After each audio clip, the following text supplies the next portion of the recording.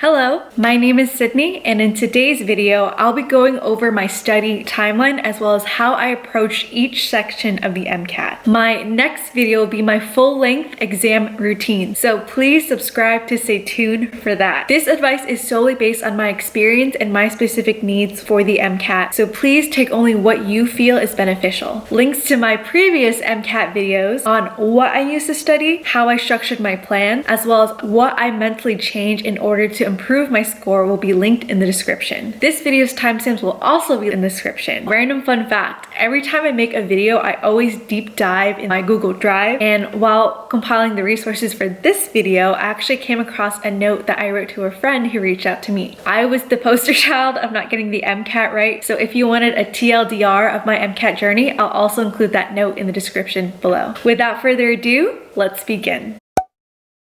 Most of the strategies that I'm going to share are section or timing based. So for context, the MCAT is a 7.5-hour multiple choice test that's divided into 4 sections. The sections are chemistry and physics, the critical analysis and reasoning skills, or the reading section, biology and biochemistry, and lastly, the psychology and sociology section. The CAR section is allotted 90 minutes for 53 questions, and the other 3 are allotted 95 minutes for 59 questions. The latter 3 sections set of questions combine passage-based questions as well as discrete or freestanding questions. Students take the MCAT on a computer at a testing center, and they will typically get their results 4 weeks from their exam date, which will be posted on their AAMC account. However, in the midst of this pandemic, here is an overview of the changes for those taking the MCAT from May 29th to September 28th, 2020.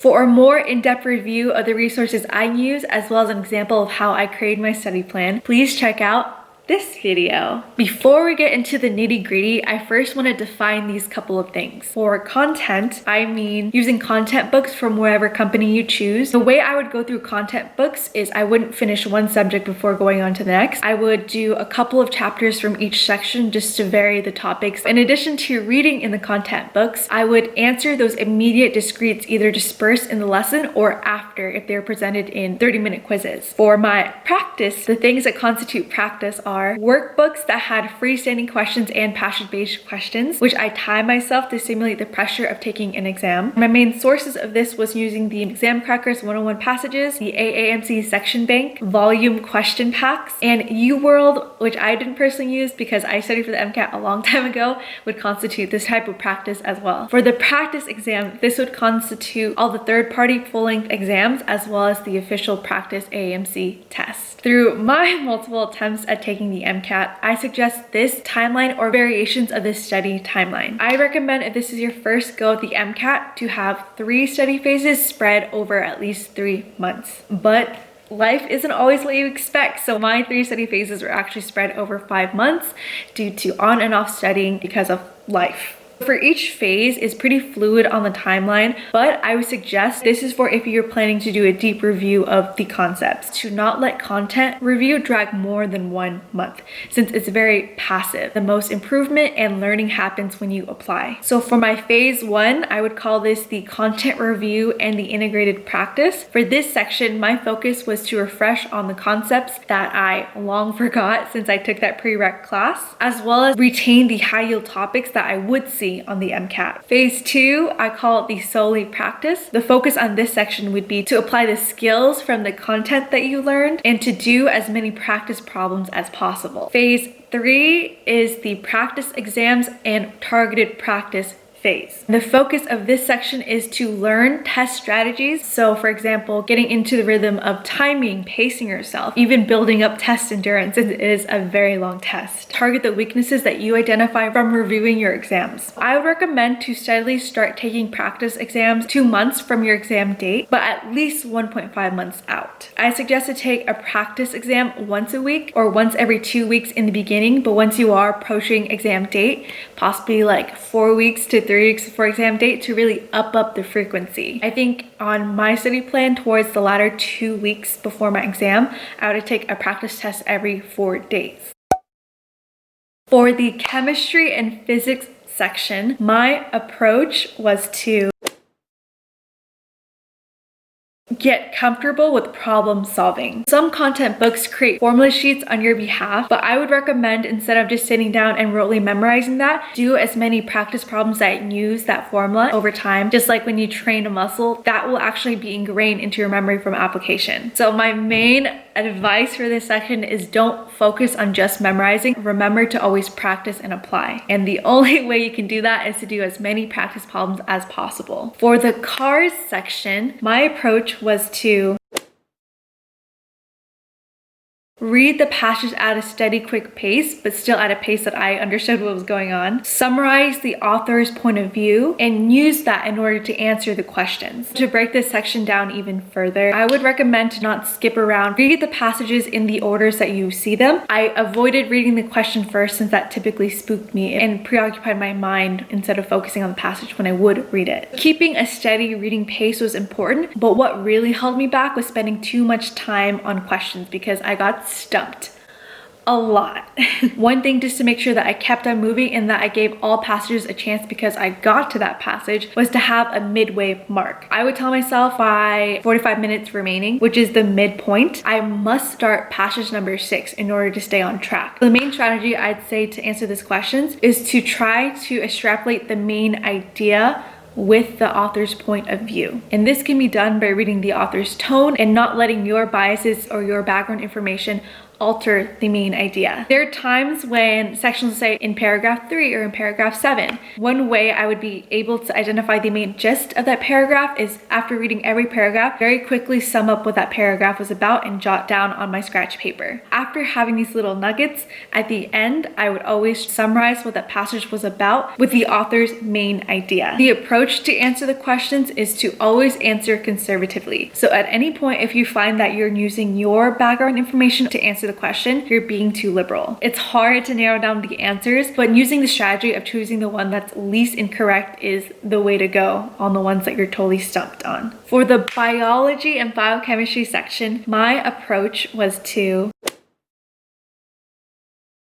memorize high-yield topics, learn how to read scientific figures, and just practice. In this section and just in the nature of biology, there are a lot of gimme questions, as I like to call them, or the quick need-to-know facts. It's been a while since I took the MCAT, but some things I remember I had to know like the back of my hand were amino acids, specifically the structure of the side chains was very helpful. 3-letter codes, their 1-letter code, just their general properties and reactivity, which you can tell from the side chains. Michaelis-Menten's was also very high yield. Specifically, I become very familiar with the curves, kinetics, and the relationships such as the max rate of reaction, VM, and I'm totally talking my butt since I haven't taken biochemistry in a long time, or the Chem, which I think is the concentration at the max velocity. Yeah, be better than I am and know what that means. Oh, in terms of metabolism, since it's a monster mechanism in itself, I'd suggest to understand the general gist of the structures, but to really commit to memory the irreversible steps going forward and backwards, and the steps where you generate ATP or cofactors such as NADH and FADH2. And in general, I saw a lot of repeat themes that you'll see over and over again. So even if the passage changes, you'll see the patterns of if they introduce a nonpolar hormone, for example, you just automatically have those bells ringing that, oh, okay, that means that it's soluble through the lipid membrane and therefore can go directly into the nucleus and exhibit transcriptional control. Also, another thing too is the difference between proteins that were made in free ribosomes versus ribosomes on the rough ER. So if it's rough ER, you kind of see over time the pattern of, cool, I know it's going to go to the Golgi, into vesicles, and be excreted out of the cell. So yeah, just things like that. You'll notice over time that a lot of patterns to be mindful of. Basically, this was kind of the gist for every section. I always ran out of time. For the biochem, and even the chem physics section, I would spend so much time thinking I had to understand every single detail of the passage, which was kind of foreign to me. Some things that helped me towards the end is, especially if I didn't have time to answer every single passage in the workbooks that I had, was just to practice reading the passages, summarizing the main gist, picking what is most important to know, and ideally looking at each figure to decipher what is the main idea or result that you have to pull from it. As for the psychology and sociology section, and this was by far the most stubborn section for me to improve, my approach was to memorize reoccurring concepts and themes, as well as just do as much practice-based passage as possible. So this section, especially since I didn't have a lot of psychology or sociology embedded in my prereq curriculum, I had to do a lot of extensive content review and just commit a lot of concepts, ideas, or timelines to memory. This section involved 1 to 2 degree question answering. What that means is 1 degree is just defining what that concept the question asked. 2 is applying that said definition to a scenario or a passage, for example. Once I began phase 3, the focus was to take as many practice exams that I could to build my endurance and get familiar with test taking. It also showed me what type of questions AMC frequently asked and what topics reoccur. On test day, I would take the 7.5-hour test, review the car section after, which would take me about 1 to 2 hours, in order to give myself the next day to review the Chem, Phys, Biochem, and Psych and Soc sections. And yes, it did take me the whole day just with how I went in on those questions that I got wrong. Organization wise, I wrote everything in an Excel spreadsheet. I would review the questions that I got wrong or the ones that I either guessed or didn't have a good grasp on, which I would indicate by flagging the question while taking the test. This would force me to identify if I guessed correctly on certain questions, or with my correct guesses if I even understood the question. The test for if I would move on would be if I could confidently teach that question to someone else. I'm going to go more in detail of my exam review Excel in my next video, but as a quick little overview, here's a preview. Ooh, ah, wow, amazing.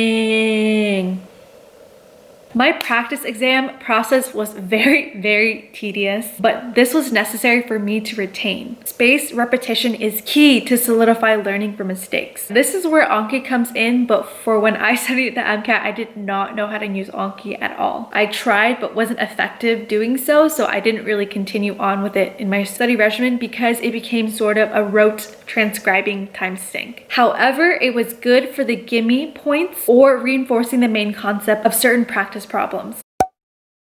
So for my strategy, after a test and review section, I'd write down the exam concepts I struggled with on a document as a note to revisit these in the future. I also wrote down anything that stumped me while I was practicing problems. In my study schedule, I set aside content review where I would skim notes, review past tests, and fill in the knowledge gap days during my study phase 3 to readdress these weaknesses. I did more practice passages focused on these topics, which was also an opportunity to practice my timing on the days I wasn't taking full-length exams. I also suggest periodically trying to teach someone why certain answers are right or certain answers are wrong during exam reviews. This will tell you if you truly understand what the question is trying to test you on. Early on, if you find that you're plateauing in scores, seek help from other study buddies, past MCAT takers, or if you need tutors. The goal is to ensure you don't get the same type of question wrong the next time you encounter it. Over time, since you are practicing a lot and exposed to so many different types of questions and concepts that you practice frequently, there, in theory, should be less mistakes made every test you take. To get the most out of your exams, my biggest takeaways are to consistently review the concepts of previous mistakes, master test strategies, be honest with your weakness because that's how you would then be able to address them, and spend quality time learning from your mistakes because bulldozing through those sections really defeats the purpose of reviewing. I know because I personally panicked in the beginning, feeling behind, and would speed through a lot of practice problems or exam reviews to stay on schedule. But by doing so, I was reviewing very haphazardly and not really learning from my mistakes. In this situation, quality is definitely more important than quantity. Also, just know if you're trying your best and putting in all that you can, you'll get the score that reflects that. Best of luck with your studies, and I'm